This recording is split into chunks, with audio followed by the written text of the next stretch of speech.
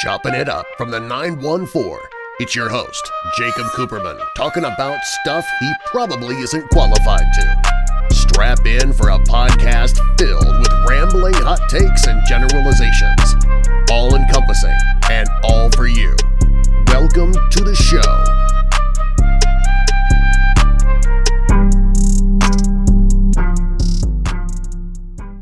Chopping it up, episode 11. Today, if it's nice, do it twice. We've got another member of the Dezell family.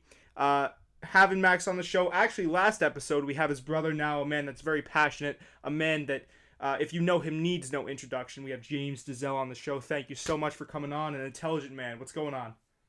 Thanks so much for having me, Coop. I appreciate it, man. I saw Max doing this. I've watched and listened to some of your podcasts before and chopping it up.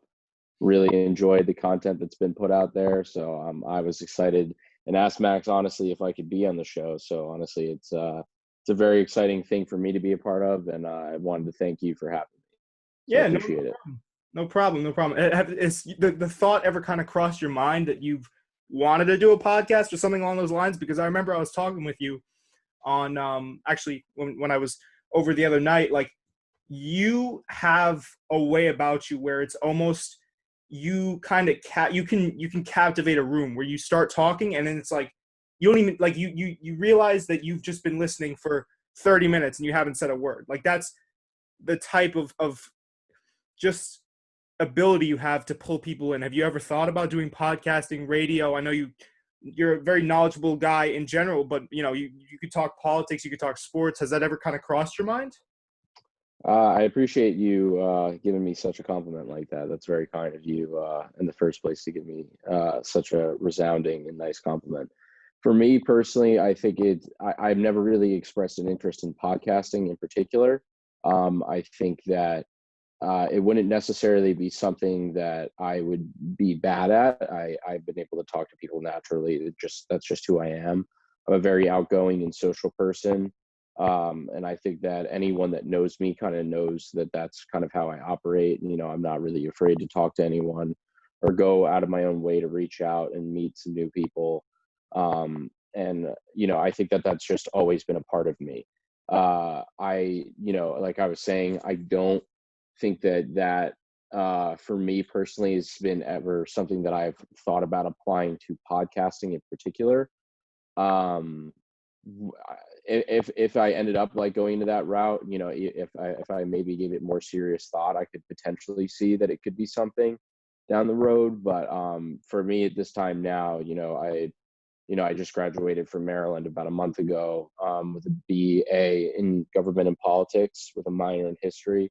So I think if I were to do something, it would be more so talking and using my speaking and public speaking skills, I think more in that type of environment, So more like, so than I would anything podcasting wise. right. So would that entail something more like maybe, like you said, public speaking or going around? Because yeah, you do have that kind of, like I was saying just before, like if you were to go to a school and just kind of like sit there for 45 minutes, like even though, you know, looking back when we would have guests in I forget what our little auditorium was called, but when we'd have guests there, it'd be like, all right, there's a guest, he's here to talk about. None of us really get, like, I feel like you could convey messages a lot easier than other people because again, you kind of like, you could just bring everyone in. So is it something along those lines, or is it more maybe like, I don't know, I could see you also on like on a talk show or something along those lines? Like what did you have in mind? Do you have a clear goal, or what's going on with that?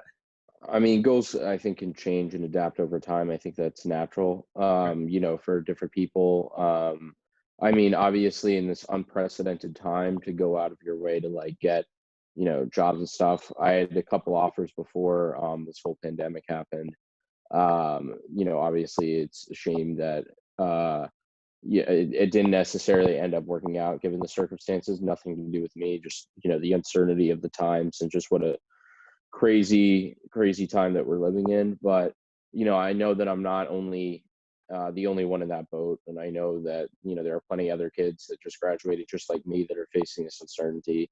I'm not necessarily as worried about it.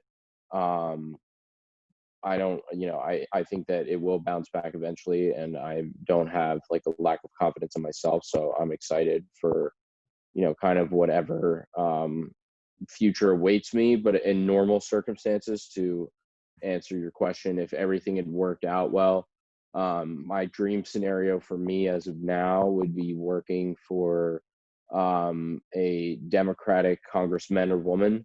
I am a Democrat and I identify as one, just because my ideals and just how I've, naturally been through my own education has led me to choose that as my political party. But I think working for a Democratic congressman or woman, um, and being something in their staff, working on public policy of really honestly any sort, because I can, if it's something that I become passionate about, which I think would be like, like a racial injustice thing, anything Right. with regarding that. I could so see myself working for that, congressman or woman. And then I think after that, it would be at a crossroads for what I would want to do after, whether that be in politics and something to do with like a politician, if that's what I want to do, or I could take another route and do something that involves lobbying, Right. and working as a lobbyist for a bunch of different social agendas, which I had a little bit of experience of with my past internship last summer. So I think that doing either one of those routes down the line would be an awesome thing. I don't know which one at this point, though. Right. Well, you know what? I think you're ahead of the curve, James, in that a lot of people don't really know what they want to do. Obviously, you see it kind of decrease as you get older and you've graduated college, but I'd wager to say that some people in your position don't even necessarily know what they want to do or where they're going to go. I think you have, I'd say, more of an idea than other people that I've personally spoken to that have graduated college. So I wouldn't worry about, like kind of finding out. Like you have the drive, like I can tell the drive, the passion, and the goal in mind. So I think you should be all right. I think, like you said, this is such a weird time with Corona, and then obviously, I'll get your thoughts on George Floyd's death and the protests and the rioting in a second. But yeah, you're right, man. 2020 has just been a weird year overall. I think it started off, and I'm not saying this to be funny or as a joke or anything, but quite literally, this year started going downhill when Kobe died. Ever since that helicopter crash, nothing seems to have, like, I don't know if we went into like an alternate reality or something, and this is just like a weird, but nothing has been remotely the same. And you know what? I'd also say that some of the changes have been for the better, obviously, as we'll get into later. But, with Corona, like everything's going to change. The system's going to get upended. There's probably going to be more masks. I know gyms, I'll just use the gym example because I'm a big gym guy. Gyms are not going to be the same. I already know people that are going to kind of lobby for gyms using, it's like plexiglass, same thing in barbershops. So, you're right. It's definitely going to be radically different. But in these times, I think it's people that have the ability to kind of roll with the punches, have the passion to take whatever life throws at them, right? Because if you talk about working during this quarantine, like I've been trying to, when I would usually right now probably be doing a podcast in person with someone, now we use Zoom in terms of, I guess, lobbying, right? You could say that a lot of lobbying and social and political movements have moved onto Instagram because nobody's allowed to, I mean, people are gathering now, but we're seeing certain things change up. So, I mean, as long as you have the ideals and the work ethic to kind of hold on and be open to change and just kind of like flow through, then I think you should be fine. And I think that's something that you've always had. I mean, you got through college, I mean, it seems so, simple, but college in its own kind of way is curveball after curveball, So Yeah. Even to just go back on like a lot of your different points that you made for that. I agree that 2020 obviously started off in quite a shock. I mean, only like 3 weeks in January, to me, and I know you and I are both young people, so it's, we don't necessarily have like anything to base it off of because, we're both in our 20s now. Right. We're both in our 20s now, and obviously have only been on the earth for roughly only 2 decades.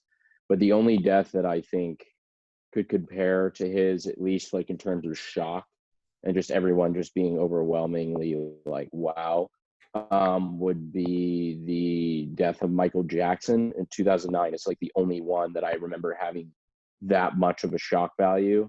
And, I was in like 4th or 5th grade at the time. So, not really that I could even conceptually understand as much what was going on then, because that was in 2009. And so from the beginning and the onset, 2020 just had a crazy start. And, even though we were having the thoughts and kind of, we were hearing about coronavirus throughout February, and, we weren't sure what it really was, but it just seemed like this very contagious disease. All of a sudden for it to like hit the US hard at the beginning of March, I think was really just like, wow, like, just like what a crazy thing. But you're right, it has changed everything. Especially certain professions now, like you're saying, you would do podcasts more so in person, which honestly, I think that's, in-person contact is something that people need. And if there's anything that this pandemic has taught me, it's that. I haven't necessarily been able to see a lot of my home or college friends because of this, and it's definitely had more of a negative impact on me than it has positive. And I think that goes, a lot of people are in that same boat where they just want to see and be able to experience, just somewhat of normalcy with their friends. Right. Because it really has, it's been since March that's been able to happen. So, I think that there's like, a lot of different factors that have played into just what like a chaotic and like crazy year that this has been. Obviously, some people are just experiencing corona fatigue. They don't want to bother listening to the warning signs or any of the potential threats. They at this point, some people just don't even think it's real. They don't want to get it. I personally don't believe that. I believe that it's a scary, like, deadly thing, and that's still out there. And I believe that New York has done an excellent job of kind of containing it and maintaining it a lot better than some other states. But that does not take away from the fact that like it has changed everything from like the way we live and such. And I think you and I both would definitely prefer to be able to like do stuff in person, whether it be something like with a lobbying thing, which I think it's best when it's done in person. Right. For person contact, even anything with even the current protests going on, I can understand the desire for wanting to do that in person, because it's a totally other thing to just be sitting there and like, tweeting a hashtag from your phone than going out and actually marching in protest of something that you believe in. So it's a lot different outcome for sure. Yeah, and to your point, I remember a lot of people. There's always two arguments you see with, I think it's called hacktivism or hashtag something I can't remember the name of it, but basically there's a big division in people being active and showing their support and starting movements on their phones, whereas in contrast to starting them in person and actually, like you said, physically being there. Would you say kind of I'm sure that there's got to be upsides and downsides to each caveats. You said that you're kind of more in favor of having them in person. Is there a specific reason for that? Is it just because I would argue, and let me just play devil's advocate for a second here. Sure. While you don't get, I'd assume, the same impact in terms of seeing results or progress, in terms of seeing someone's passion, right? Like if I'm the head of a corporation, let's just say, because some big budget corporations, I'm sure they could care less when it really comes down to it. I'd be more swayed by a riot, or I want to say a riot, but a protest outside of my building than one over Instagram. But one could say that also Instagram, the reach that you can achieve goes far greater, right? Like we saw it. We'll get into, again, I know I keep saying this. We'll get into George Floyd. I wanted to pick your brain as well, since you're a big politics guy, on Sure. the reactions online and in person. But, I would say that, especially with the way our society is headed now, that Instagram could have the edge up on in-person protests, and I'm sure an argument could be made the other way as well. The George Floyd movement, from to your point, rose from social media. Mm. It happened from a teenager taking a video of, injustice and a cop, placing his knee on the Right. neck of George Floyd for almost 9 minutes. Like, and that sparked countrywide outrage, protest, rioting. And to that degree, you're right, because that spread through social media. The views of that got picked up by major news stations and sparked an enormous amount of change. So for that, you're right. But where did the change happen once that was posted to social media? It happened with people coming together and becoming large masses of people, even despite a pandemic going on, and marching in their various cities to protest change. And Right. I think that that's where the in-person aspect comes more about, because you could see and read all of these people talking about different actions that have occurred online. Mhm. Like you could read people's reactions saying, this is disgusting, I can't believe this would happen, this has been happening for far too long, which are all points that I agree with. But at the same Yeah. time, I don't think anyone is really trying to defend Derek Chauvin. Like, I think that that's pretty No, clear at I this think point. everyone can No kind of one's trying agree to on that. defend his Yeah. actions. They're just trying to defend more police at this point, and that they don't want police to be defunded and such. Do you think they're trying to Which detract I from can the understand. argument in a way? Sorry to cut you off. Um, there are a bunch of different viewpoints on each side. Because there are obviously people that are cops that care a lot about cops, and there, to everyone's point, there are good cops out there that are getting a bad name because of multiple tragic events that have occurred to the Mhm. African American community. I can understand the viewpoint of that, but the fact that all of these have happened and there has not been a significant change, and none of the deaths have necessarily pushed the needle as far as the George Floyd one has. I think at this point, the changes that you're witnessing and seeing countrywide are some of the best responses that I have seen, at least in my lifetime, when something tragic has happened between the African American community, and the police. I at least think that there is a significant amount of movement, which is great to see. But like was saying before, I think a lot of it is in person, and I think that even uh, the in person stuff is what makes people react and have like Right. such strong reactions to change. And I think it's what really sparks change rather than social media, because like you're not going to someone could take a video of themselves in their house talking about how angry and pissed off they are about the thing. But when it's different doing that, and you can reach people from that, but I think that you actively participating with other people going up to government buildings and Yeah. sites demanding change is kind of more provoking. And I think that doing that and exercising your First Amendment rights to be able to protest is in a way more effective. So for that reason, I still believe that doing anything in person for that reason is in fact more effective for sure. Right. Well, I just wanted to take a Yeah, step forward as well here. I mean, like, I think you brought up a great point where you see everyone's reactions, and you have also celebrities going and sitting in rooms being like, "Y'all, this is messed up." Blah blah blah blah blah blah blah. A lot of black athletes are stepping up to the plate. yeah, Like I know LeBron. A lot of black athletes, specifically in the NBA, I've seen have and the attended NFL and rallies. the NFL Yeah, as and well. the NFL. Yeah, But I'd say also taking it a step forward, right? All of these videos that we see from protests. Now, I wanted your also, I'll get into your take on this in a second, but to me, it seems like a lot of media that we get brought to us by mainstream big corporations can definitely be skewed, right?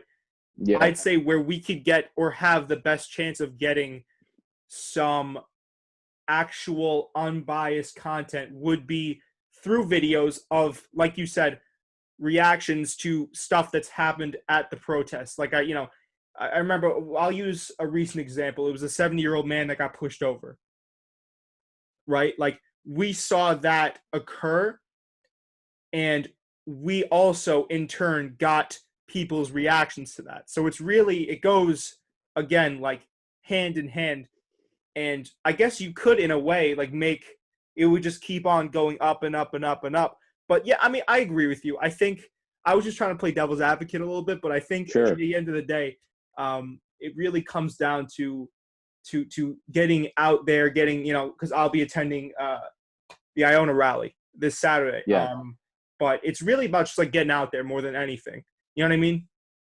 Yeah. No, I understand what you're saying. Like, and even from having reaction, because I know what you're talking about with the different social media biases that are out there. That is for sure the case. News stations will cover different things differently for one political party and the next. I don't necessarily, think that is the best, because it leads to a lot of confusion. Right. But that's a whole nother argument and story onto itself. So I won't go down that path a bit. But I will say that even being at and experiencing the protests for yourself and seeing what they're like, that in itself is also seeing what is accurate and what is not. Especially with us being right outside of New York City. If we were to go and participate in New York City once, I think you would, be able to kind of witness and see what exactly is true, what's not, and in some situations, like in Minneapolis, regardless of any media news outlet, it just seemed dangerous for a while. For like a whole week, it just seemed like that it was a very, like, frightening, scary place, no matter what news network was Right. reporting on. A lot of images of burning buildings. Yeah. Yeah. It was just like, that just seemed honestly like a war zone, no matter who was taking the videos of it. Right. Like, in that instance, I can kind of understand when it's not, but where it's more questionable, whether it be in New York or elsewhere. Atlanta had their own scary couple days with CNN's headquarters being broken into and cars being set on fire. So even that in itself is a little bit more frightening, to where it's endangering. But to give you an example, I was in Annapolis, Maryland, which is the state capital of Maryland, a couple weeks ago. And I was there literally, right after all of this had happened, and, while the riots were kind of big. Mhm. And it was a very peaceful, well thought out, like, easy protest. And it was happening right outside of the United States Naval Academy. So it was Okay. really, like, not like, that big of a deal in terms of, it was a big deal. But what I'm trying to say is it was not, it was well done. It was Mhm. not violent. It was not anything that was scary, or like I felt nervous to be there. I even, like, participated in it a little bit as well, showing my own support for the movement. And because, I believe that a lot of the stuff that African Americans are fighting for is justified. Justified, And yeah. I believe that they more are, they've been waiting far too long. They've never really had a true equality in this country at all, ever. I'd be willing to fight tooth and nail with anyone that tries to argue me the contrary. Um, yeah, I can understand. I will never understand what it's like to be an African American. I will never know what that feels like, but I can understand from an outsider, just my own privilege, Right. what I have been able to, what I have felt, and how lucky, even though it shouldn't be the case, how lucky I am to, like, have my skin color, whereas I shouldn't have to say that. I should have the same equal opportunities as anyone else. But yeah, even doing that, I participated in a Black Lives Matter rally this past Saturday, as well. That was peaceful in my own town, which, it was a majority, like a majority Caucasian. So they had a tremendous amount. There was over 2,000 people showed up to that, but it was nothing but peaceful and respectful as well. So I think that those demonstrations helping move the change. Yeah, NASCAR successfully being able to ban Confederate flags at their races, I think, was a huge step in There the was right always a stigma direction. about that with NASCAR, is that it was all just, like I, all right, guilty as charged. All right, if you guys go and you run back the tape on, I think it was Yeah, podcast yeah. 3, I generalized the shit out of NASCAR, and said that it was all just people from like Mississippi, but it's more than that. Yeah, It's an organized sport. I take back what I said. You got to take yeah. accountability, but you're right. Like it's It's terrific that they did that. but that's just from our viewpoint. I follow because I try to get as most. I don't try to shy away or focus on one side of the argument, because if I do, then I'm missing an entire other side of what people think. I was reading all the comments about but what both sides felt, both the Democrat and Republican sides felt, both from Fox News reporting on the Confederate flags and reading all the comments on Facebook and Right. such, and doing it with CNN reporting. And the CNN people were like, it's about time, like, I can't believe this went on for so long, like, of course, like all like these, like, of course, like, it just lasted for this amount of time, this is ridiculous. And you have all these people, and then you have on more of a Republican side people commenting like, why are they doing this, this is a part of our history, like, we're erasing history, we can't keep doing this and demoralizing Kind of statues, we playing the can't. victim angle a little bit, would you say? Just uh I think it's just more like it's talking about that, this flag represents Southern pride. Like, I don't know why they would try to take this away from this. My huge stigma, probably more than anything, obviously I, if you have a Confederate flag, and I was talking about this with my mom even a couple days ago, a Confederate flag is rooted in hate. It's a flag that fought to uphold slavery.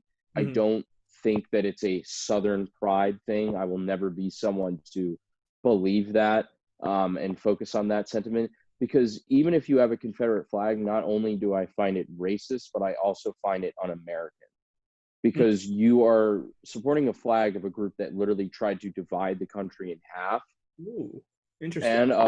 and of something that a war that was lost 150 years ago. Right. Southern pride should be American pride. If you're going to have it, be patriotic, be pro United States, because the North won and you guys all were forced to stay in it and slavery was abolished and stuff. A Confederate flag to me means that you still wish that the United States were not united. They were their own divided North and South, and that have a belief that slavery, shouldn't have been abolished. Because that, I don't care, what you try to describe to me as a war of northern aggression. However, you try to, a Confederate flag to me, even as again, I find it racist. Even if people say it's un-American, it's Mhm. not. You're not supporting our country when you Right. have that in general. I find it one of the most, just as a Jewish individual would find a Nazi flag horrifically Right. disgusting. Yeah. Uh, I my can thing with attest to that. Confederate flags is, yeah, my things with Confederate flags is, if I were an African American, I couldn't believe that. If I were an African American that had to go to schools named after Confederate generals, that's disturbing. Like, that's like really like not cool. And even the whole thing with the statue debate with regard to like a bunch of Confederate statues that are all around the Yeah. South, basically going from Virginia, downward. The argument with Confederate statues being everywhere, my issue, and people also have it being like, oh, like, we shouldn't be taking the statues away either because it's part of our history. Right. Most of those statues were put up in the 1950s and 1960s. So they were put there while the civil rights movement was kind of emerging, as almost a symbol to be more oppressive to blacks. Right. As like a kickback. And yes, as Okay. almost like, oh, like, you want this, well, too bad, we're going to put like a statue Yeah. of someone that literally tried to strip all your rights away and make you still treat you like an animal. And that's my issue, because that's not a part of that was most of the Confederate monuments and stuff were not made after, even, I don't agree with having any of them, because you shouldn't be immortalizing, Confederate leaders anyways, when it's a war that they lost and they were fighting for completely wrong reasons, in my opinion, to go on with. But when you have these put up 100 years after the Civil War as a way to almost, continuously harass and hurt Africa, that's where I'm like, most of these shouldn't be up. Yeah. Like I can't find that argument. I could be okay if not even really okay, but can be more understanding if they have if they left monuments that were created shortly after the Civil War. But anything 100 years outward and after that, I can't find any reason to support that. The war had been over for 100 years. Why are you putting up statues of generals and people that lost the war and trying to immoralize basic human rights? Yeah, against human rights, and we're again anti-American. Why are we celebrating people that tried to divide this nation? I regardless of slavery alone, I will never understand that. It's just a stupid. It's the same thing with military bases being named after them as well. Obviously, because of Trump, he's not going to. He outright stated that he's not going to change the names of the military bases. That's not that shocking, coming from him. But yeah, even that, the whole statues and name changing stuff. I know that there's a lot of counter arguments out there, but especially with the Confederate stuff, I just can't. I can't buy into any of that kind of opposite viewpoint. It's just not me. Well, it's not only like, and that's something I wanted to loop back to.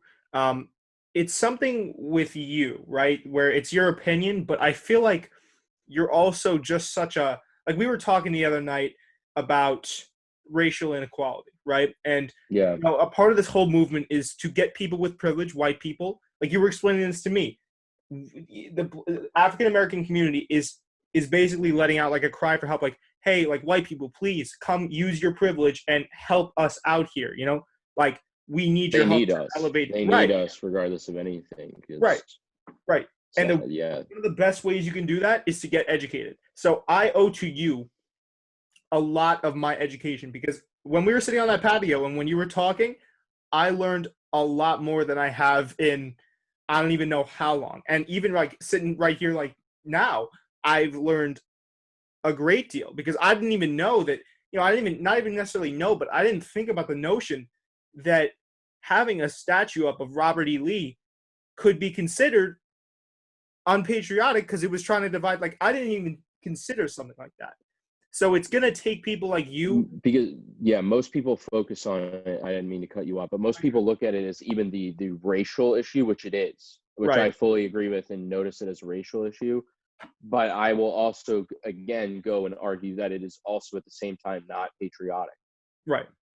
If you want a statue of someone, even regardless of while, slavery was a thing, a statue of someone that at least was a part of this country even while slavery was going on, I think is better than someone that fought to keep slavery. I know that a lot of people will argue that there's a slippery slope, that once you take Confederate statues and stuff away, what stops people from taking American stuff away?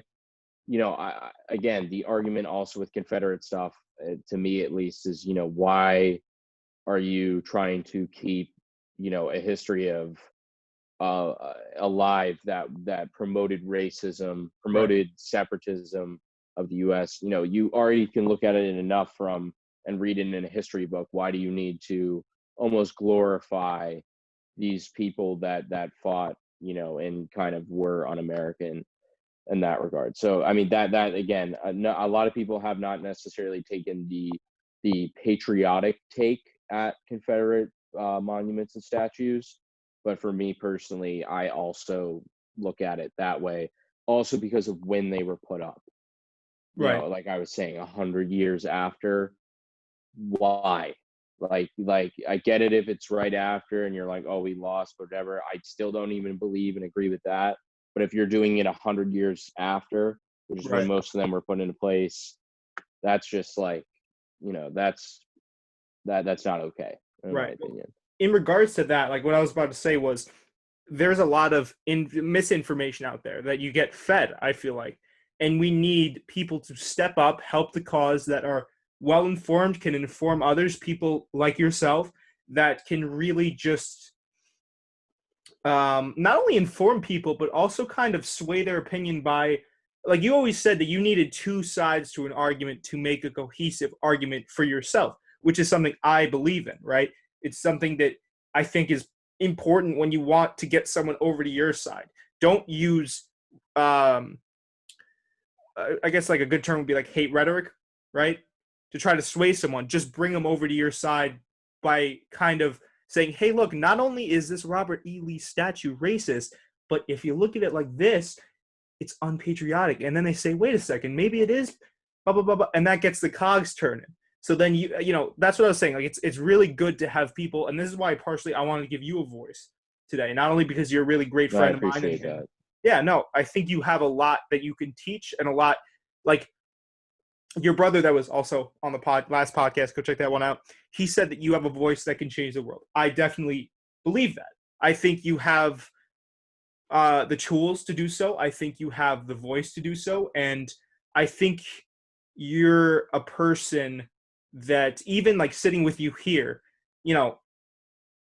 part of a great podcast, and I'm not going to get off on too much of a tangent here, part of a great podcast is being able to connect and have a dialogue. And you are, by and large, one of, and I've only been doing this for about a year, but you are by and large one of the most skilled guests at having a dialogue. And like I was talking to my mother about this earlier, you're one of the best people at just like dumbing things down for people. Like you can make things very simple, very easy, very relatable to understand.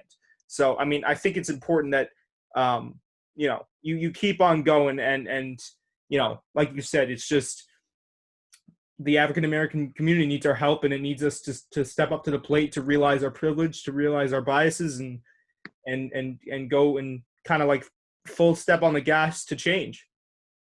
Well, yeah, no, I thank you for saying all that because I greatly appreciate it. For me, and kind of like what you're talking about for like why, I think it's because of how I approach politics differently than I think a lot of people do. A lot of people kind of go into it expecting. I go into it expressing my viewpoint and not necessarily needing or wanting you to change your mind. Right. I think that a lot of people go into it being like, no, my side is right. Everything that I'm saying is right. You guys are wrong. And everything, about your viewpoint, like there's nothing like correct. People are raised differently. People are going to have, different upbringings everywhere. You can't necessarily fault someone for how they were raised or, what they believed, because you had no control over that. They had no control over that. Like, that's just life and how it happens. When it comes to having like these thoughtful discussions and arguments, and I think is something that is greatly needed to be able to have conversations like this. And it just happens to be an area that I like care about and am passionate about. But I know that even having these political discussions, there will not necessarily be someone that will walk away being like, oh, like I like believe everything he said. I don't expect that. I don't need that from people. As long as we're able to have a dialogue and have a conversation, Right. I think it's one of the things. I have plenty of friends and have over the course of my lifetime that are Republican. Mm-hmm. And even as me being a moderate Democrat, that has never been the basis of our friendship. One of my best friends from college was a Republican. Yeah. I love the kid. He's one of my favorite people to like hang out with. We have a great time together. He is not very well informed in politics. So, sometimes makes some very irrational comments that I don't agree with, that I will say, I don't necessarily, but it is by no regard ruined our friendship. It is not come to the point where I am like, so, I'm not disgusted by it. Yeah. It's just a different viewpoint from what I have and just a different outlook.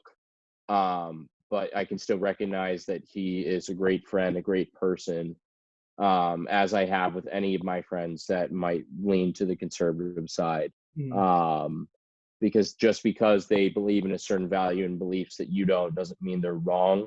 Yeah. It just is, different. It's where I draw the line with that kind of talk and rhetoric, even for me, is, once you start venturing into the racism and sexism kind of sphere, that's where I'm kind of like, I can't really be friends with you, can't really support Yeah. you.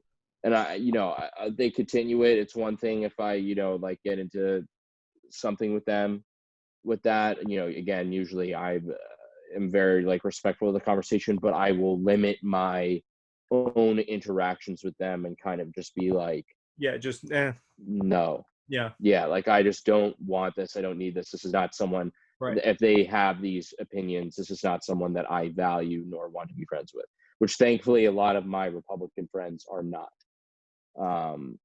which is good. Right. I wanted to pick your brain about this real quick. I think in terms of, right, you say Republicans versus Democrats, and having something like that not get in the way of necessarily someone's relationships. And I know you've also talked to me about politics becoming extremely combative over the last however many years. I forget. You gave me 30 years. The right, 30 90s years. is when it really started to begin that way. Yeah. Like a big time frame becoming combative. Uh, it seems Yeah. like you're coming at it differently, where it's like, and obviously I think also too what we were talking about with media earlier, the media definitely has something to do with that, because you have Oh, absolutely. the worst of both sides being shown. No, not all Republicans are just off the bat like, I hate black people. Like they're not like that. It's literally, and not all Democrats are, pro women's rights to the point where certain other liberties get no, but like there are just people with certain convictions. There are, I'm sure, people that can line up with certain aspects of both sides, obviously. But I wanted to get your take on this. Do you think kind of like where do you see the lion's share of the blame being kind of put with that? Is it on the media? Is it on something else? Like, is it the culture? Like, what are your thoughts on that? So I can I can give you a brief like little like history point of like how this kind of originated to be Go ahead. like why it's been. Have you ever seen the movie Vice? It's with Christian Bale and what's it called, Sam Rockwell and Steve Carell, where Christian Bale plays Dick Cheney, Sam Rockwell plays George Bush, and Steve Carell plays Donald Rumsfeld. Amy Adams plays I forget her first, but Miss Cheney. I think so, I yeah. can't remember her first name, but that movie came out in 2018. They briefly touch upon a bill that was put in during the first Bush administration that was able to pass through Congress. I just know when it was put through. I did not necessarily know the name, but under the first Bush administration, there was a bill that was put forth and signed into law under that Congress that created the political news outlets, right, for like there to be like different sides, because news used to be just generically reported just as one singular news source. So the combination of that and the Republicans, for the first time in like 40 or 50 years, gaining control of the House in 1994, and along with the conservative media news outlets, instead of being collaborative and working together, it suddenly became like, oh, you're not even going to like do anything with our ideals, screw you, we're not bending the knee, like type of thing. And it started, even though it was more so initiated by a Republican change in the House, it started to happen on both sides, where from the essentially second half of the Clinton administration onward, politics has just become more and more and more divisive rather than compromising. And I think that is angered the American people and honestly hurt the entire system overall. I mean, even in what you see now with, you know, like a Donald Trump Sure. presidency, regardless of anything, you know, I was saying this to you like the other night, you can talk about whatever you want with him, you know, whether you support him or you're against him. I think one thing that you could just say universally about him is he's just divisive. You know, Yeah. he just does not offer opinions or bring anyone or anything to the table. In terms of like trying to bring people together, it's always blame the Democrats for anything they did wrong. Republicans are great. And people following that same rhetoric on both the Democratic side and Republican side, rather than working together, has created nothing but a broken, chaotic system where no one is bothering to try to do anything to get done. And the only way that you're seeing Congress and you know, individuals even somewhat operate is if one political party has control of everything, meaning the Senate, they have control of the House, they have control of the judiciary and the presidency. That is the only way you're ever seeing anything happen.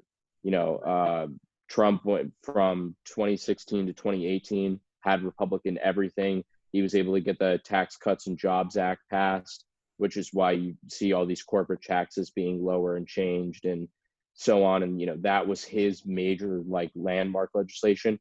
After Democrats got control back of the House and stuff, nothing has been able to be done because they're like, screw you, we don't want to help you type ordeal. And then, you know, with the Senate being Republican, anything that the House has tried to get done, the Senate's been like, nah, you're the worst, we don't want to do anything. So it's just overall just been, you know, a broken system.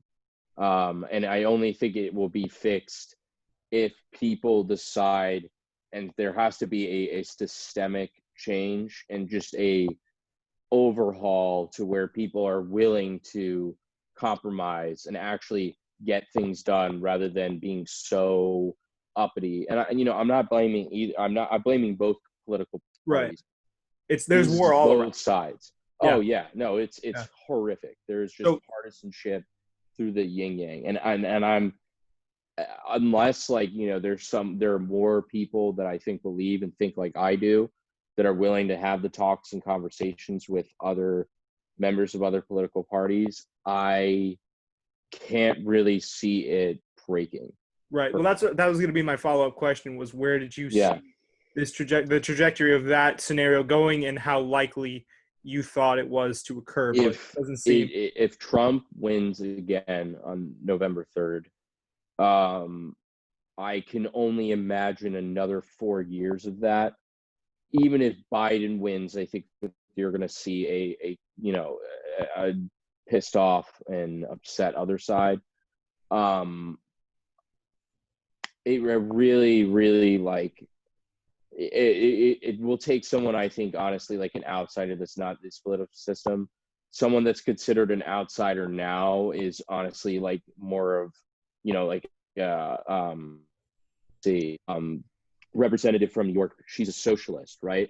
Like, and she just got elected. And You're talking about Alexandria? Ocasio-Cortez. She's a socialist, got elected to, like, you know, represent and run her district, right?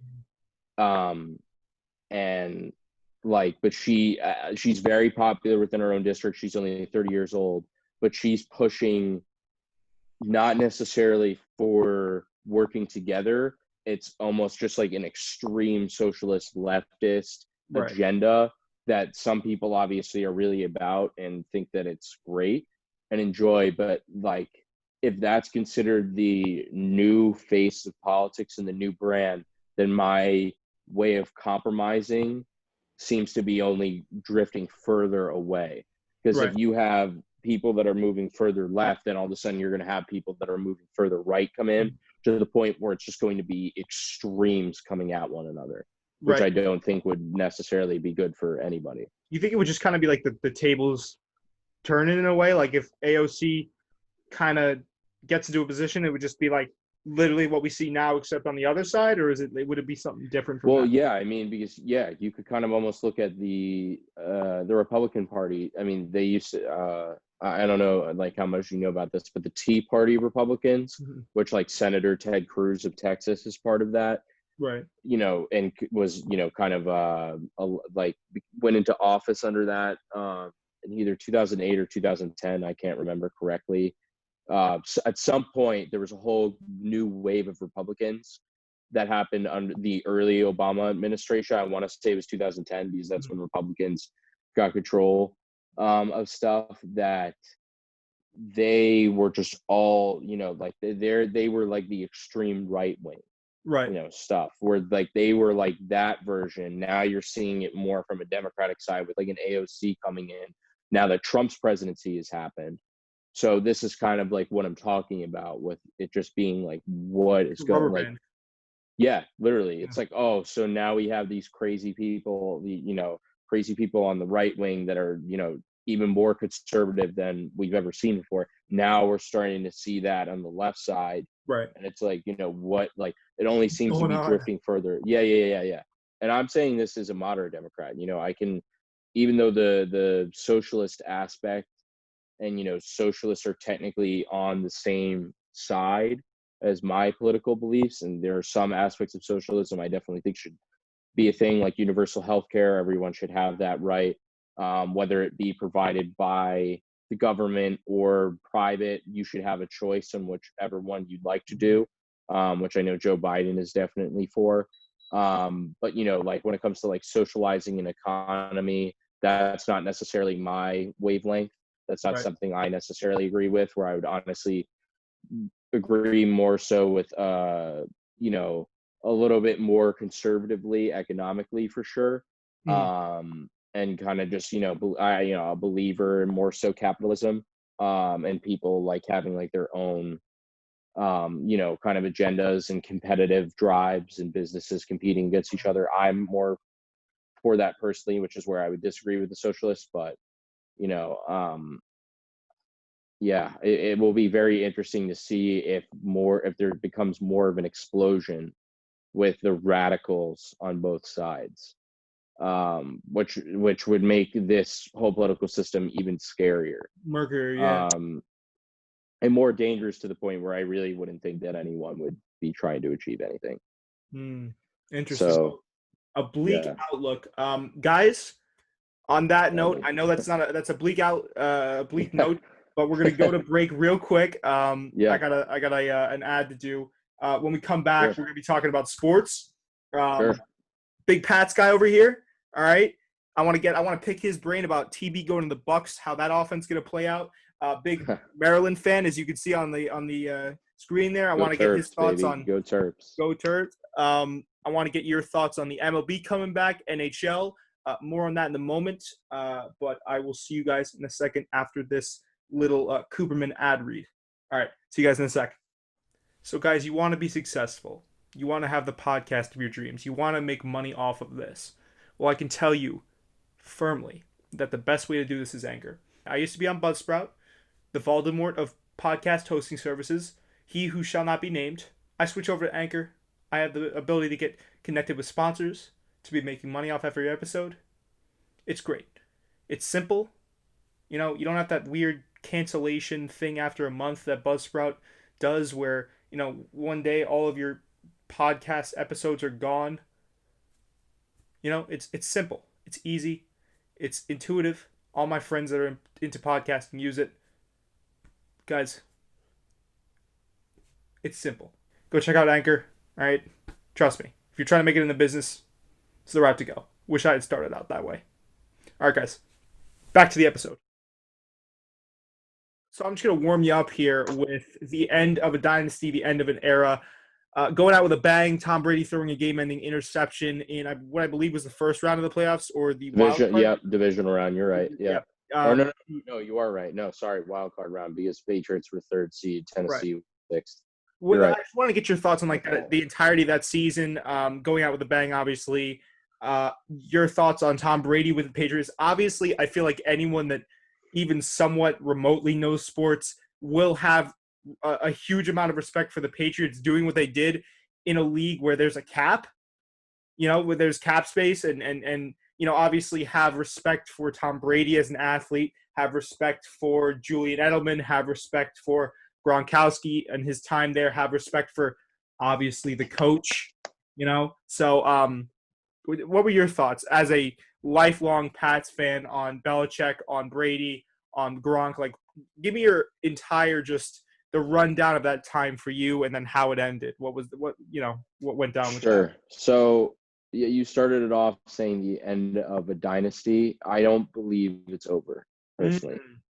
Mm, I still find this team competitive. I still think that this team can make the playoffs. right. If they were able to make the playoffs with no wide receivers Yeah, that's and true. an aging Tom Brady, and what ended up being like a solid defense, there's no reason why I think they can't make the playoffs, especially with the new playoff format. Now that Yeah. 7 teams can make it, in each conference, I think that there's definitely that they are definitely still a playoff team, even Yeah. though they do have the toughest schedule in the NFL this year. Right. They do. I still think you still have the greatest coach to ever coach the That's game. true. That's true. You Well, I know, I yeah. I'm sorry to interrupt you. I just think I should have worded that better. I don't think by any means, especially considering the conference and the division that they're in, that they're not going to be competitive and that they wouldn't have a realistic shot at the playoffs. I think they definitely have a realistic shot in the playoffs. I was talking about it with my co-host on my other show. I just think, I definitely should have phrased this better.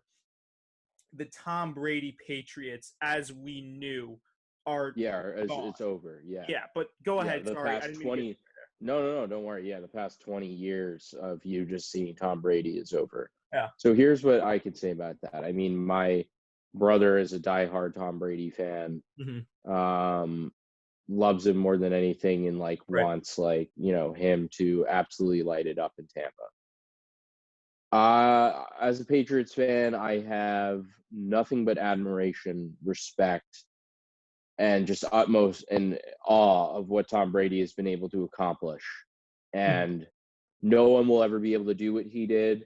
He has literally won 6 championships for our franchise in a matter of 20 years. They've been to it almost half the time, within that time period. Their run has been unprecedented, and it's because of him and because of Bill, and he is a huge Even part some of of the that. comebacks too, like the 28-3. Like Oh, he's just done dude. some magical stuff on Dude, the no, field. that is the best game I have ever seen. That will forever, that even after losing to the Eagles the following year after that, the prospect of coming back and still winning that game made that loss not sting as much, if Right. that makes any sense. Mm-hmm. Even the Seahawks win with Malcolm Butler's interception was absolute craziness. I know a lot of football fans or people that watch football games were not as big as the Rams Super Bowl that they won. What the Patriots have been able to accomplish, what Tom Brady has been able to accomplish in a Right. Patriots uniform, um, will never be matched. Mm-hmm. He is, in my opinion, at least with all of his achievements, is easily the greatest all time. I I think was gonna that's get. I just was gonna ask you undoubtable. that. Yeah. Yeah, yeah. Last question. Look, here's the difference though when people talk about things. He is not by any means the most physically gifted quarterback of all time. He is not. Right. In my opinion, in my lifetime, and I know that this is true, I used to think for a majority of my life that Aaron Rodgers was that guy, that I thought Aaron Rodgers was the most physically gifted quarterback. Mm-hmm. That was until Patrick Mahomes entered the league. Lamar Jackson, you And can make a case for. yes, but I think just because of how unbelievable Mahomes is, Yeah. No, Mahomes gets it. Mahomes, in my opinion, is the best quarterback I've ever seen play. Mm. Like I am so excited. That's even saying the Chiefs were obviously kind of a rival to the Patriots the past couple of years. Because Andy Reid's a fantastic coach. Right. They've always brought their A game and they come to play the Pats. I am honestly very excited to see what he's able to do, though, just because I think of him as part of the new wave. Right. But Brady based on accolades alone is the Mm-hmm. GOAT, and I don't think that you can change that. He'll be entering this season at 43 years old. I wish the best for him. I hope that he does well. but seeing how he played this past year for the Pats was easily the worst I have seen him play throughout his career, where he Right. was just making throws and passes where I was like, God, like he is really not looking good. And it might be Yeah, because of something to do with his age. It might be, wide yeah, receiver it core, might I'm gonna say. potentially some people could blame that. I mean, people are discounting that Edelman was there, for like some of the time. And I don't really think the receiving core was as terrible as people make it out to be. But yeah, he like I really think that is obviously from a standpoint, I was upset because my brother was upset to see him go. And obviously that era of Patriots football was over, Mm-hmm. not necessarily having him around. But I do believe that it was time to move on. I think the Right. best that we saw of him was that Rams Super Bowl. And at that point, I was like, okay, we've peaked with him. The gas tank has started. He's done more than we could ever ask for. Yeah. He's incredible. He's the GOAT from his accolades. That's fine. But at that point, like I was kind of like, we're good to move on. I Right. still to this day, never agreed with the Garoppolo trade. I knew that it had to happen, obviously, because Brady forced his hand on Kraft and stuff. But I am with the Belichick mentality of we could still have this maintained success with Garoppolo. I Mm-hmm. fully believe that. That's not necessarily something that all Patriots fans believe. I believe that to this day, and think that I even after we beat the Falcons in that Super Bowl, even if we had had 5, I think we could have won even more with Garoppolo, which I might be an unpopular opinion, but that is for sure how I feel. No, so there was a lot of people, from what I've heard, and feel free to correct me if I'm wrong, but there were a lot of people detracting his performance late in playoff games, and even in the Super Bowl, somewhat. How there was like questions with his accuracy, how he would kind of hand it off to the running back. But you think he could have panned out? I think certainly under a coach like Bill Belichick. I mean, Bill Belichick could. I've heard like the meme. He could take like a JV team at the high school level and make them Super Bowl champions. That man is Yeah, evil genius. So you think yeah. he could have panned out under Belichick? Yeah, but even though Belichick necessarily is more of the defensive guy, I think it would have been Josh McDaniels, who's the Patriots offensive coordinator, Right. that I think that Garoppolo would have been able to thrive under. Obviously, Kyle Shanahan is an offensive coach, the coach of the San Francisco 49ers. So it's kind of weird, in my opinion, how they've been using Garoppolo, because I don't think they've necessarily maximized his potential. Mhm. In my opinion, I find him talented. I think that he could definitely. I mean, he took a team to the Super Bowl at That's least, true. even though he only threw 8 passes in the NFC Championship game. Um, I do believe that he's more serviceable. You saw the Titans use a very similar method where they It's just true. ran Derrick Henry Yep. and let Tannehill only throw he only threw like 15 passes in the game against the Pats, like Hmm. where he was just a serviceable quarterback. Right. I think Garoppolo is better than Tannehill and actually has like more physical attributes to I'd be say so. great. Yeah. And I he's getting paid like he's a star quarterback. His contract's massive. You talk about Tannehill or So, Garoppolo? well, both of them now, Yeah. Well, I because was gonna Tannehill just got get your handed a opinion on that big extension. But Garoppolo, I mean, at one point was the highest paid quarterback in the NFL too. for at least a couple weeks over like last summer or whenever. And he got handed that even with his injury prone and Right. being injury prone and stuff. Even despite his injuries, I do believe that he's serviceable. I think that he could have won Super Bowls for the Pats, especially if you built the team around him and in the Pats system. I Right. definitely believe that. Um, also because he can be a little bit more mobile and such, Yeah. as we've seen, even without the injuries. He could have even had the potential to be a little bit even more physically talented than Mhm. Brady And also if he get stayed with like the Pats. groomed by Brady in a way, having Brady over him. Oh yeah, Yeah. yeah. Like that. But That must Brady have would been. obviously not accept that role and didn't, which is why he had Garoppolo traded. And I really do believe that there is too much hype around Tampa Bay, though, You to be think so? completely honest with you.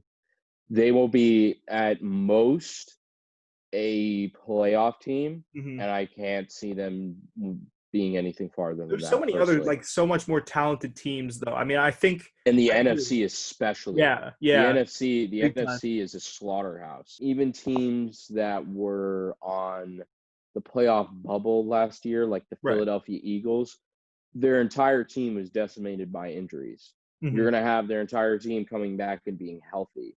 You have the Cowboys that now could potentially, obviously depending on what happens with Dak Prescott, but could develop into a massive powerhouse under Mike McCarthy. Well, I actually, real quick, I wanted to get your opinion on this because I think Sure. with the Cowboys, we've always seen this narrative right at the beginning of the season where it's like, guys, watch out for those Cowboys, and they've always been, for good reason, like a really talented team. But it always seems Yep. to me, as sort of like a casual fan, I guess you could say, that they've really just horrifically underachieved for whatever reason, considering the talent they had. Do you think that's a possibility, or do you think, with some of these, negotiations going on, you think they're going to make waves?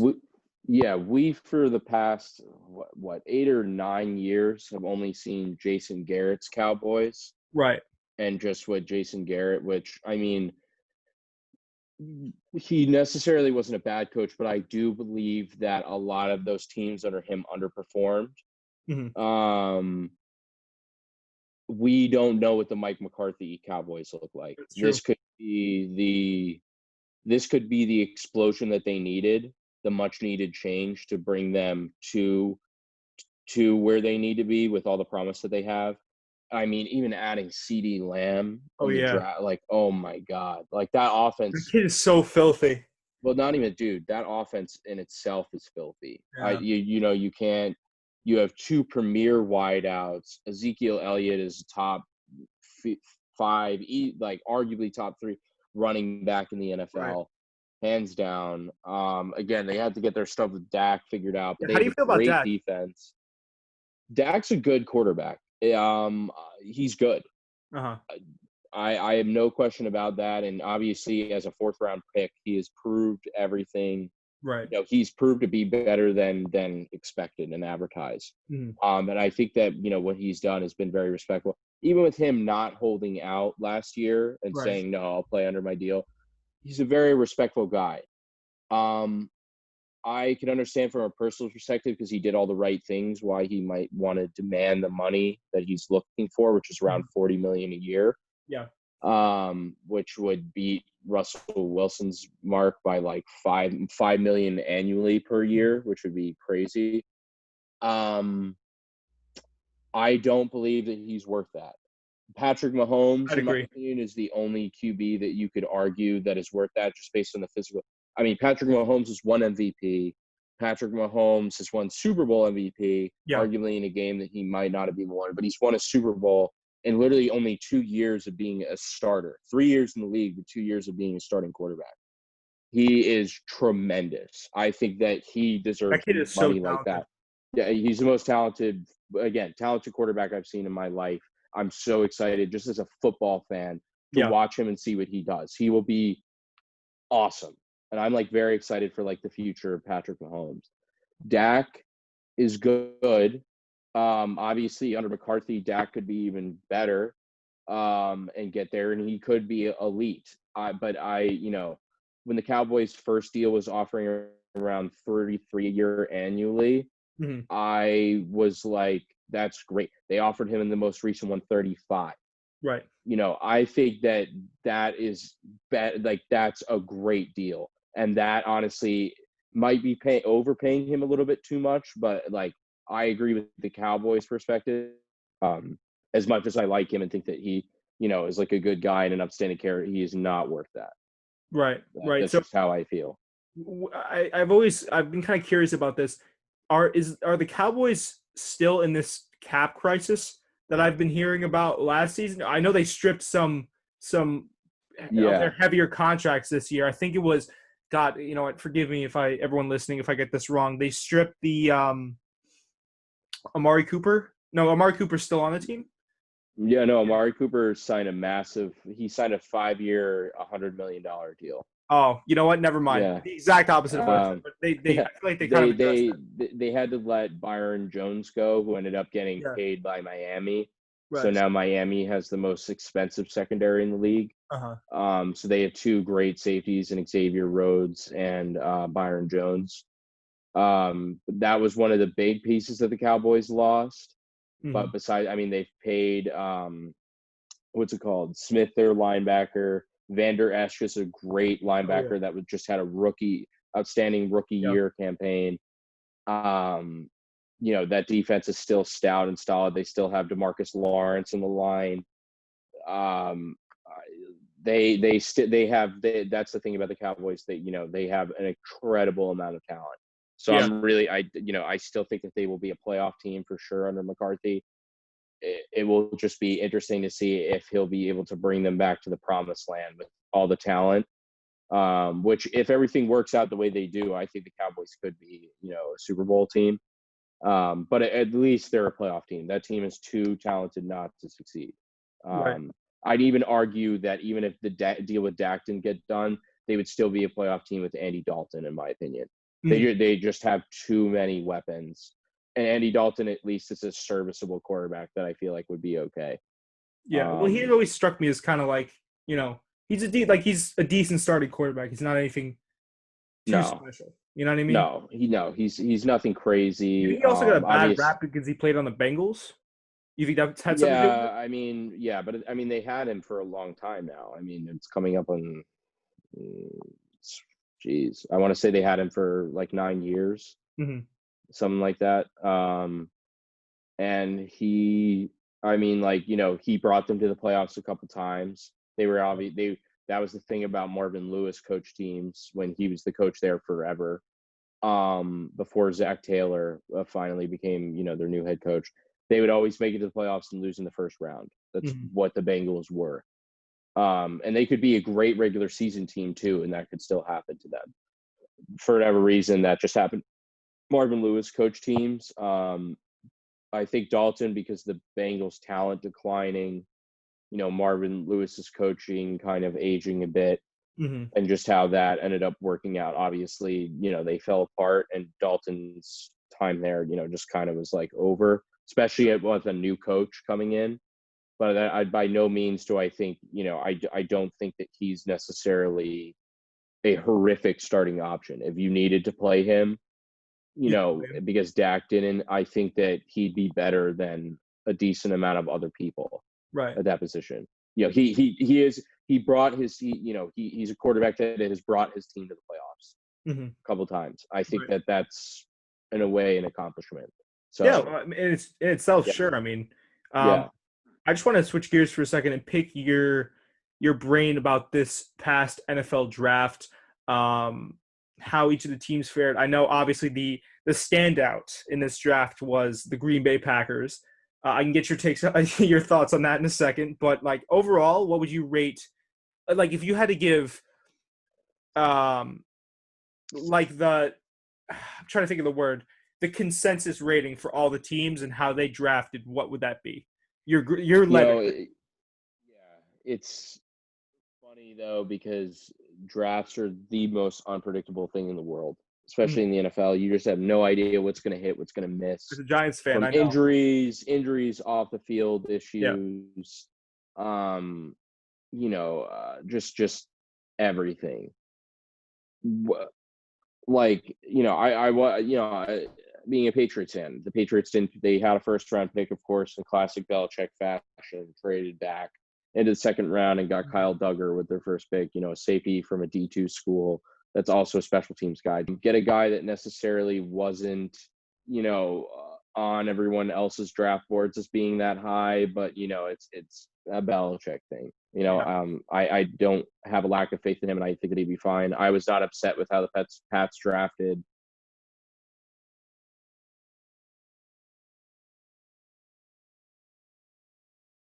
I thought that they did completely fine. They obviously have a lot of faith in Jarrett Stidham, based on them not picking a quarterback, right?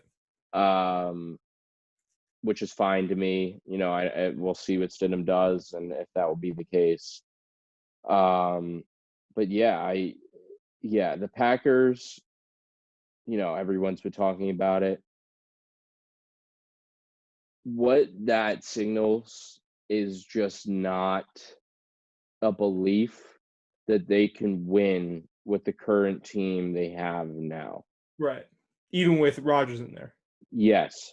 Okay. Which honestly, in my opinion, is to blame for how the past, kind of how the past, they had I forget his name, a longtime GM that was there that never picked an offensive skill player in the first round since Aaron Rodgers, like not a skill player. So no running back, no wide receiver. So Rodgers, arguably, you could say, had such a disservice on the offensive side of the ball because he didn't have everything that he could have. Right. And they could have, some people would even argue wasted his potential. Uh-huh. But there must have been something with this new administration, with both Matt LaFleur being their coach and this GM, that were just like, "You're great, Aaron. We like you. We wish you all the best." Even after a year after signing him to a massive extension, they were just like, "You're great. Thanks for all you've done, but clock is ticking." Right. You It's think this is like a essentially, move to put a hot seat under him? oh, dude, they definitely did. I will go on enough out on the whim to say that Aaron Rodgers won't finish his career as a Packer. Yeah, I know there's rumors floating around about that. I would not be. I mean, his deal is massive, but I would not be surprised at all if he got traded within this next 4 years of his deal. Just because, it's a ticking time bomb for him, and an organization that put the pressure and clock on him. And even the slightest change, it's the same thing with slightest change when he starts to play poorly or the Packers lose a game or two in a row. Right. People are going to be like, "Oh, well, Jordan Love's there. Like, why aren't we?" I feel like Green Bay fans have always been like that to some extent, though, right? Like, people have always kind of pointed fingers at Aaron Rodgers after a loss. Or could I feel like I'm. Well, the interesting thing was, and people talk about it, the same thing happened to Brett Favre. When Brett Favre was the quarterback at Green Bay and they drafted Aaron Rodgers, it put a ticking time bomb on Brett Favre's career as a Packer. Right. So that's why I'm saying that I think the same exact thing is happening to Aaron Rodgers right now. And a lot of people have said that. But yeah, I just can't see him finishing as that, because they're literally, Matt LaFleur and this GM would not have picked Jordan Love when they did if they did not believe that this is the guy. But yeah, not getting another wide receiver besides Devontae Adams for Aaron Rodgers, I think just spoke volumes. But they were like, "Hey, we're just, they're building for something else." Even though they made it to the NFC Championship, I disagree with that whole narrative. I think that they still could have done stuff with Aaron Rodgers and should have given him the weapons needed. Yeah. Obviously they would have missed out on Jordan Love, but at this point, Jordan Love, like, he doesn't now because he's, going to be resting behind Aaron Rodgers and such. Jordan Love needs to be a Hall of Famer and a Super Bowl winner, at least one, if that is going to look like a good selection for them. Right. Because high. The pressure for him is insanely high once he gets into the starting role. For now, the pressure's on Aaron Rodgers. But once Aaron Rodgers is gone and he becomes the guy, Jordan Love, needs to be a Hall of Famer, or else everything with that will just look like a complete mistake. How deep draft they could have at least picked. No, it's okay. With the draft this year, with all the wide receivers that they had, they could have at least picked someone, to help them out. They could have picked with this deep. They could have picked out someone to help Rodgers at that point. It's very interesting. It seems to me like, and I love what you said about that. It seems to me like Green Bay, not only did they mess up analytically with this draft and by the numbers, they messed up in the sense that, like what you said, they are putting an immense amount of pressure on management, because it's like, you need this guy to pay. It's kind of like with the Giants selection when they drafted Danny Dimes. Like, you're putting so much pressure on yourself to be like, okay, well, this needs to be the guy, or else they're not going to live that down in a sense, and fans are going to be like, "What the fuck are you doing?" You know what I mean? So I think it's interesting that you said that, because it's like, yeah, they're kind of just like shooting themselves in the foot, especially like you said, they signed Aaron Rodgers to a massive contract for how much was it? 4 years? Yeah, no, it was an extension. Yeah, he Oh, was excuse me. briefly. Yeah, I know it was like $140 million. I don't know how many. I feel like 100 million guaranteed over like the next 4 years. It's Yeah, something like that. that is Um, kind of like for an age. I'm pretty sure Aaron Rodgers is getting up there in age. yeah, he's like So, 34, 35 ish, right. something like that. Maybe In 36. that in itself is kind of just like an ill advised move. I mean, I know he's the guy He's in still playing Green well. I Bay. mean, Yeah. that's where it's like not terrible in that regard. And, he still is making a lot of money. But the Packers are also, this is the interesting thing. The Packers are a very interesting team because they don't have a direct owner. The Packers are owned by you could every like 10, 15 years or so, there are stocks that are put out by Mhm. like the Green Bay, like, fans or whatever, that Green Bay fans can buy shares of the Packers. So Oh. that's the only team in the NFL that has this. The most that any of the owners can own of shares of the Packers, they can only own 15% of the Packers. That is like the highest like way, like, the co-owners of the Packers, the highest paid, like, the ones that have the most say in the matters own 15% of the team. Right. It's the maximum amount that they're allowed to own. So, and it's most people that live around Green Bay and in Green Bay. So that in itself is also, just a whole different phenomenon.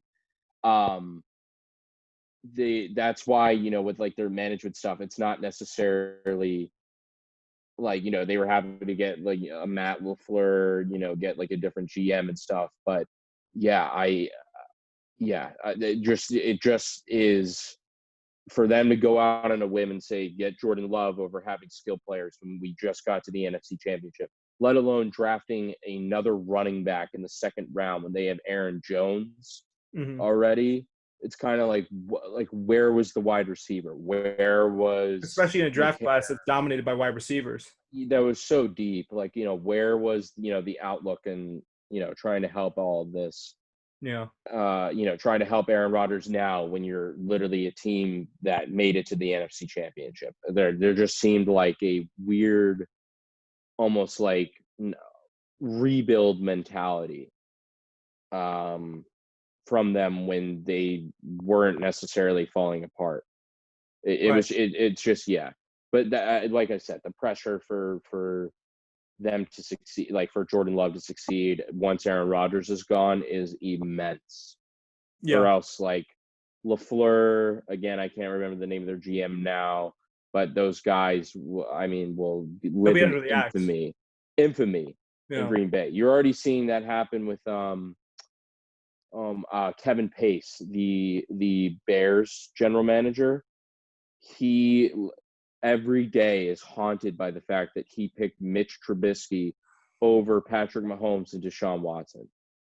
Like he will, and he'll never ever be, Ryan Pace Yeah. will No. never be able to get over that, and that will haunt him for the rest of his career as a GM. For sure. That's what I'm saying. What could happen with this guy, with the whole Jordan Love thing, if they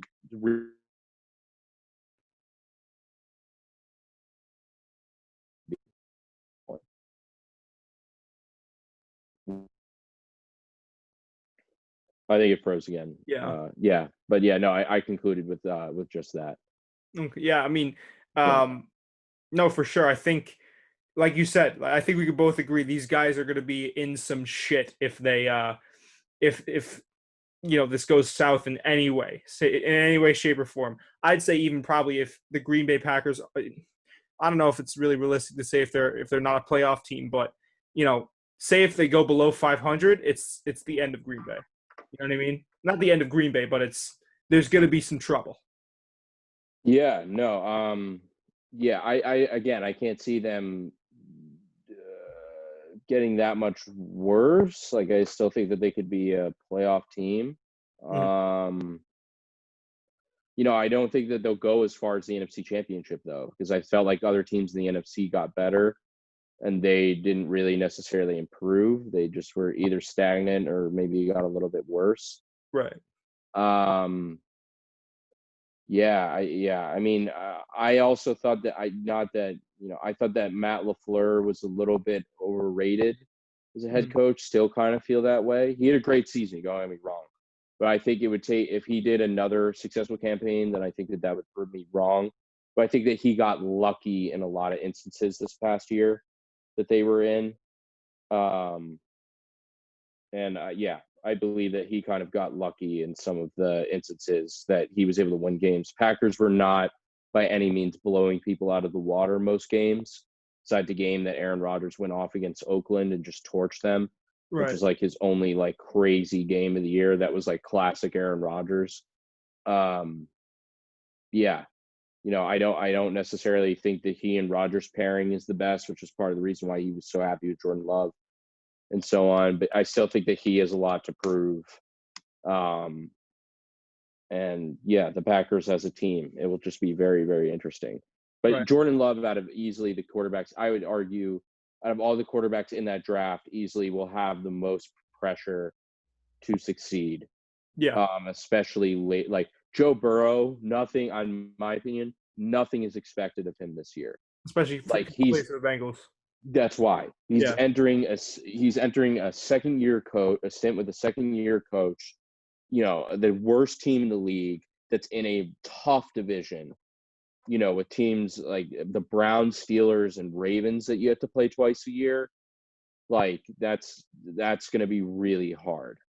So I don't really think the pressure is on Joe Burrow to like succeed right away. Right. But I wish him all the best. He got an unbelievable once in a lifetime opportunity at LSU with an unbelievably well coached team, unbelievable talent. We'll see how good he really is when he doesn't have any talent around him.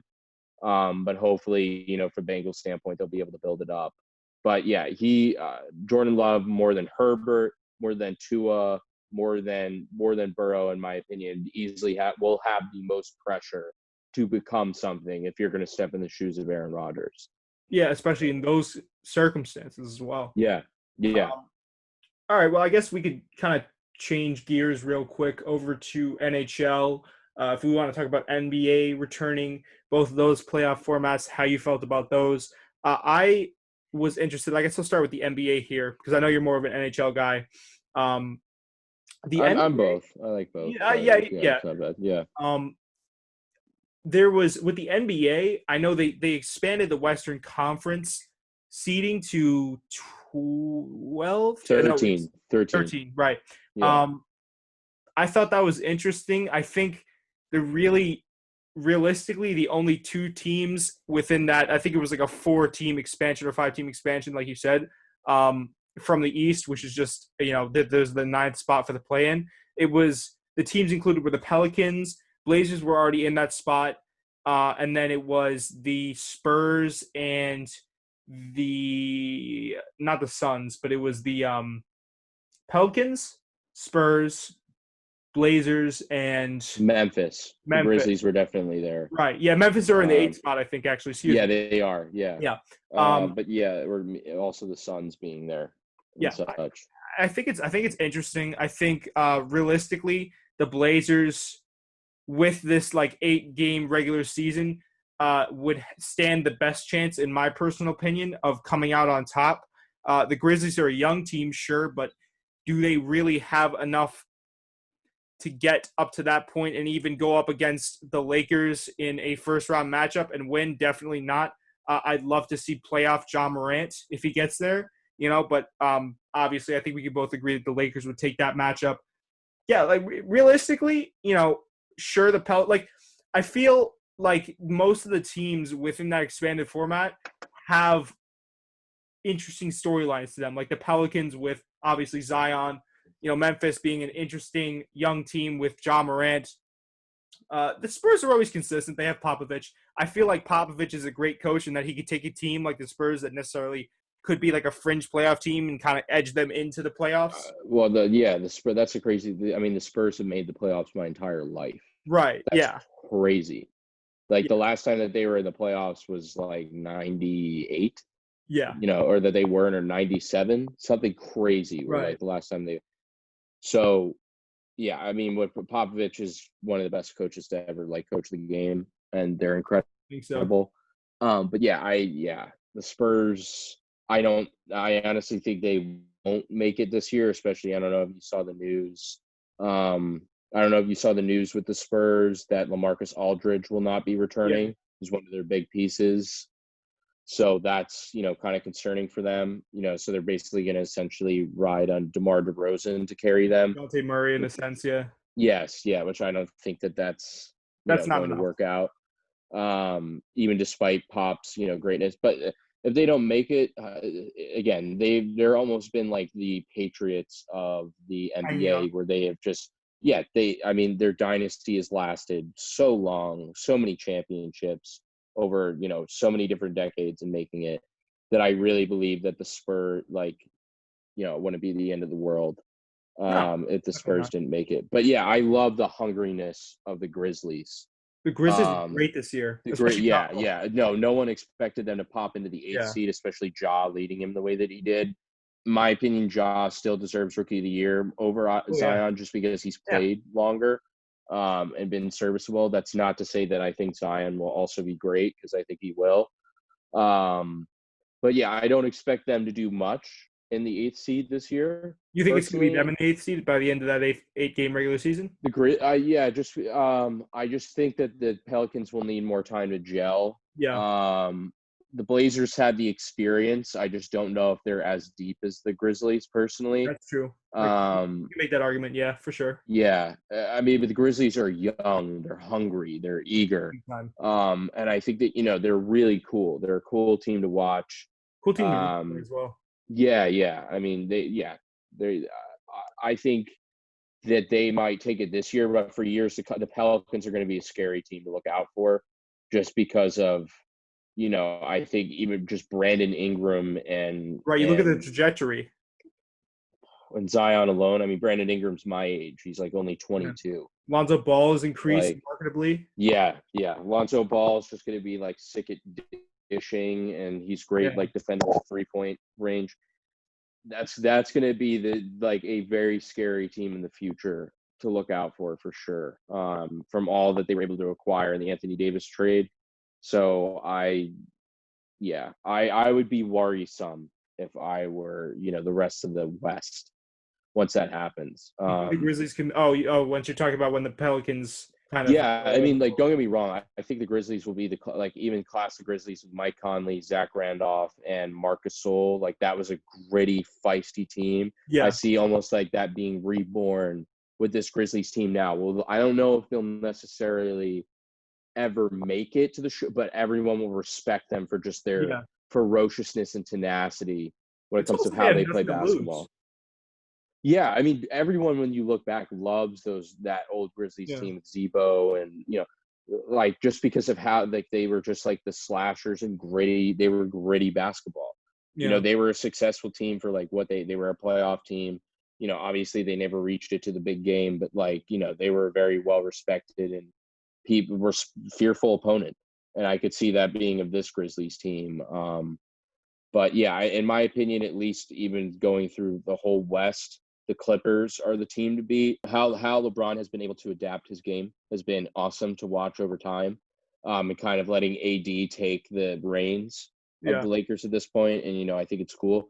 But I think that the Clippers, because of just how deep the roster is, alone, I just can't see. They did a lot this year in free agency for their bench. I was really impressed. Oh, dude, the Clippers bench is ridiculous. It's so filthy. It's like, oh my god. If you have Lou Williams, Pat Bev, sometimes what's it called, or Patrick Patterson, sometimes Montrez will come off the bench. They all have guys that can just step up to the plate. That's what I love about the Clippers. Oh yeah, no, they're dirty. And and especially having Kawhi and Paul George now having 4+ months off and being healthy. Versatile players, versatile wing defenders. Like it's going to be, I mean, the West is going to be an exciting battle to watch. Even as a Celtics fan, if we also look at more stuff in the East, obviously I want to East get is your not take on the as Celtics. competitive. Yeah, I don't think that, they still need a year to adjust to like Kemba being on the team. Even he'll be healthy when they come back. But I am super excited for the history, like what will happen with Jason Tatum, though. I think Jaylen Brown's coming into his own. Jason Tatum's an all-star.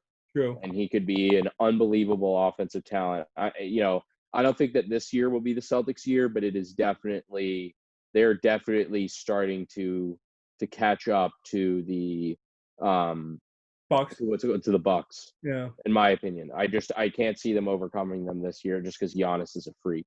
Who knows how long Giannis also will stay? Yeah. Well, if he moves, moves, all the speculation.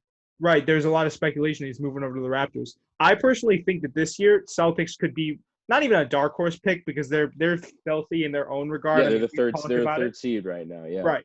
But I think they have a realistic shot at the Bucks. Now the Bucks, it's a kind of like a similar situation to what we were talking about with the Clippers. Obviously, not with like defense, but you have Giannis, you have guys coming off the bench that can give you tons of scoring and tons of, they can keep the differential in the game going, right? You don't have to worry about necessarily like I feel like in past years, even in the starting five, like the Bucks would be sweating when Giannis took a seat. That's not the case anymore because you have Chris Middleton stepping up to the plate this year. You have tons of weapons around him, both Lopez brothers. This year, like the Bucks are formidable, but I also think there's something to be said with those because like the Celtics this year, I remember I watched with my other co-host, Jerry Sullivan. He's a big Celtics guy as well. We would watch all of those like NBA Sunday showcases or whatever it was, and they'd go up against the Lakers, and they gave the Lakers a run for their money. Say what you want about the home refereeing in the Staples Center, but, they should have won a great deal of those games. I think the Celtics, realistically, hot take time, have a shot at beating the Bucks. That's just me personally. I do think that like with any great team where there's a great system set up and there's a great coach, you're only going to get better. And when you have guys like Jason Tatum that you said, talk about trajectory alone, I mean, that guy has been killing it this year. You know what I mean? Like it's been nothing but up, and it'll be nothing but up for this team. Yeah, he had an incredible February. He was just torching opponents and average, like his points per game were just off the charts. His future is incredibly exciting. It will be really awesome to see what he does. I love Gordon Hayward. I'm upset that the injuries have derailed him as much as they have because I think that he really would have. Yeah. But I think that he would have been like an elite piece if they were able to like actually keep him around. But I really believe that there's like a lot more promise with them than I would a team like the Sixers. The Sixers lack identity, in my opinion. I just don't. I think that they have a lot of talent, but also some like how they've spent their money necessarily hasn't been the best. Yeah. We can talk about that Al Horford. Yeah, the Al Horford contract. Horrendous. Yeah. So bad. But honestly, I'm kind of happy that they did it because they're a rival. They took him off our hands, and he doesn't. I mean, he doesn't even. He was fighting for playing time by the end of, where he was fighting for a starting role. Like that's bad because now they have him locked into another like 3 years after this. So seeing like Elton make those mistakes as a Celtics fan makes me kind of happy. So I could be kind of happy as a Celtics fan. Go ahead. Them make those mistakes. Yeah. Give Al Horford $26 million a year for 4 years and just destroy them cap wise. Feel free, Sixers. Yeah. Like they let JJ Redick go, Jimmy Butler left, that's a team where I'm like, I don't really know how great that will be. I don't know. I don't see them getting that far.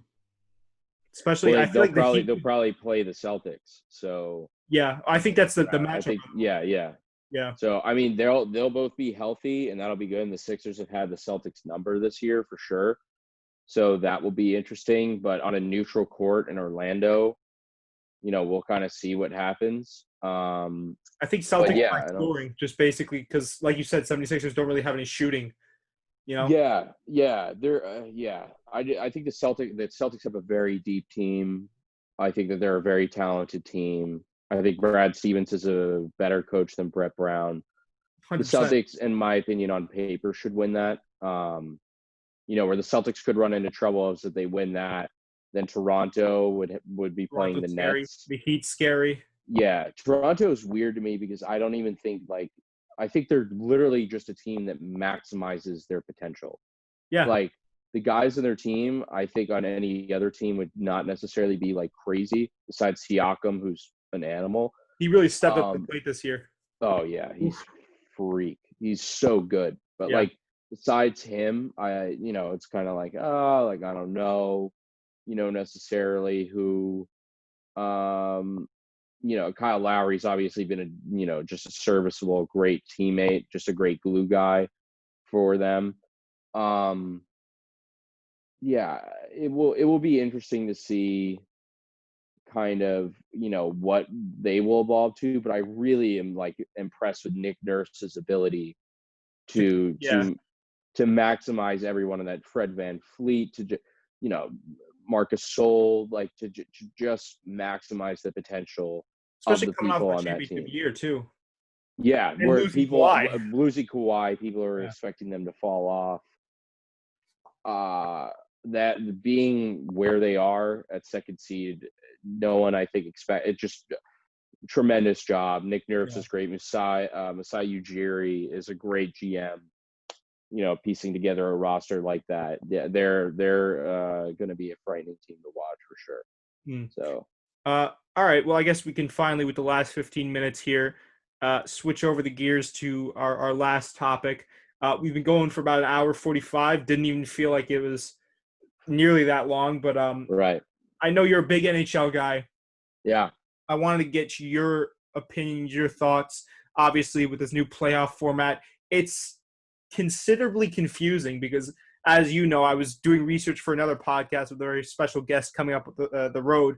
I was trying to find matchups for these playoffs, and nobody can give me a straight answer online, not even ESPN. So it feels like everyone's kind of either really confused with this new format and also kind of annoyed because they have the 1-4 round robin format, which would kind of determine seeding, for the playoffs, and then the qualifying rounds are 5-12. What are your I know because you're a big NHL guy, so I want to get your thoughts on that. I mean, all things considered, I get it. They tried to give a lot of teams that were at least fighting for that playoff bubble out of the 31 NHL teams. Any of the teams that were really fighting for that, they gave an opportunity and a chance to, right? Which I can, respect. It will definitely be weird. Everything with sports now is just going to be strange and just different. So I think it will be definitely interesting to see what happens. All things considered, I'm happy that at least they're making an effort to try to conclude the season, as many sports are, rather than just saying it's over, because I really believe that the Bruins have a great chance to win it this year. They playing some of the best hockey I've seen. I mean, Pastrnak alone has, been unbelievable this year. Pasta's evolution alone could be something that could carry the Bruins to the Stanley Cup. They lost it in 7 games last year. I think that they're out for vengeance. They're really trying to, do the best, and I really think that they have an awesome opportunity to go out and win it this year, especially being as well rested. And I think Bruce Cassidy's a great manager. I'm really eager to see what they're able to accomplish. Even if they don't necessarily do the best in round robin, I am not worried for them, because they're still technically in the playoffs at that point for the seeding. Yeah. So I don't think that it would be the end of the world. So yeah, I think the sky's the limit with the Bruins, and I'm very excited to see what ends up happening with them. What would you say about the teams at the bottom, 5-12? Do you think some of them don't deserve to be there? Because that's what I've been seeing a lot of people saying. Yeah, I mean, specifically at like the bottom. Standard NHL playoffs have eight teams normally, right? They have like top three from each division and then the two wild cards. Does a team like the Canadians, who's at the 12th team, they're gonna get smacked by Pittsburgh. They are, in my opinion. Like they're just not. I get it because what you could call it unfair because they were the 12th team and they had still a shot at the 8th spot. Could you call it unfair? For them to kind of like if they took that chance away from them, yeah. So I guess letting them play is fair enough as it is, but I think that people will just be like, look, like they were in it, we gave them an opportunity, and if they get smacked, it will be what people expect, which I can't see them beating a seasoned team like Pittsburgh anyways. Especially a team like Pittsburgh that's had so much experience in the playoffs. Yeah. I mean, experience alone is just going to be. Yeah. No, definitely having playoff experience, even though they're only doing it in 2 cities, but that alone without I just think that the experience of having the hockey genes in Pittsburgh for so long alone will be enough to really help them out with Malkin, Crosby. I mean, you can't beat that. Yeah. The duo that they have out there. So, I understand why they're doing it. It's kind of like how the NBA allowed the Wizards to compete with the Magic for that 8th spot. They did it in like a 6-game spread. I get it, but I don't really think the result will be anything substantial. And like that's kind of how I view that happening based on everything. I think people just in general are going to be very happy to get sports back. I feel bad for MLB fans. I'm not particularly one, but like that's a tragic scenario to be in, especially even with the MLB draft happening yesterday. That's too bad. That's too much of a shame that they have no guidance, no idea when their season's going to start. But I can appreciate the NBA and NHL being like, you know what, this is our time, this is what we need to.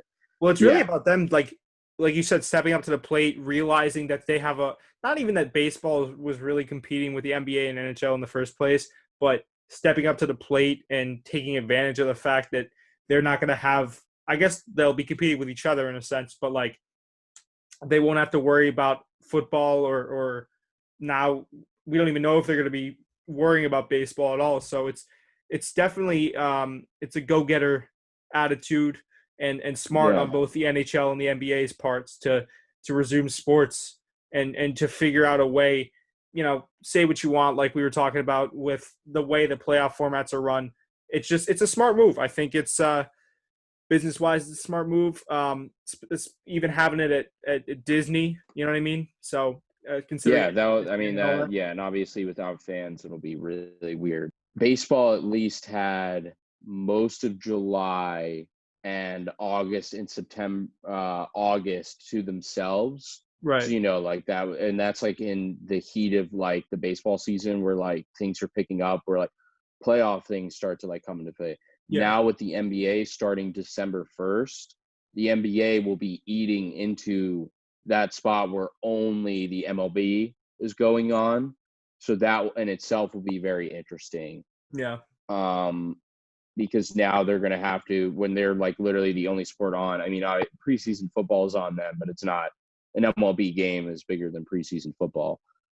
So, they themselves might change their own scheduling of the season and when they're going to start, or they'll do a shortened season depending on how this works out. Mm-hmm. But if they even change the calendar time of which they are scheduled, that in itself will be interesting to see what other sports that they could potentially be competing with. My football is my favorite sport. So in a way, I'm almost very happy and relieved that nothing happened to the NFL season at all. I think that was like really, great because the NFL can resume and do its stuff, and they're planning to resume as is. which I think is good in a way, and I like that. Especially, I'm so excited to see how this new CBA will operate with a 17 playoff format. So yeah, for all the other sports coming back, at least at some point during the summer, and being like more well-rounded, as well as the beginning of September for football returning. I'm eager for the return for sure. But again, my heart goes out to baseball fans because that's tough. They're gonna have to watch KBO. At like Yeah, 4 a.m. or they're just gonna have to be a fan of another sport for a while. So, yeah. Well, listen, I think one thing that we can draw from this episode is that a lot of things are going to change, but it's about adaptation. Yeah. It's getting late. Everything's about changing, about just kind of rolling with the punches, being able to get above and ahead of the curve, and just staying vigilant. So I wanted to thank you, James, for coming on the show. I'm sure we'll have you on again. This was great. And I will see you guys in the next one. This has been Chopping It Up, episode 11. James, thank you so much again. Thank you for having me, Coop. I appreciate it. It was a lot of fun. Very, I'm eager to see the episode, so I'm excited. And we will see you guys in the next episode. It'll probably be a solo. Actually, no, it won't, because we have that surprise guest coming on that I won't tell you guys about till you see him. But that'd be awesome. Yeah, James. Yeah. So we'll see you guys in the next one. Stay safe, stay sane. I've been your humble host, Coop. See you guys in the next one. Peace.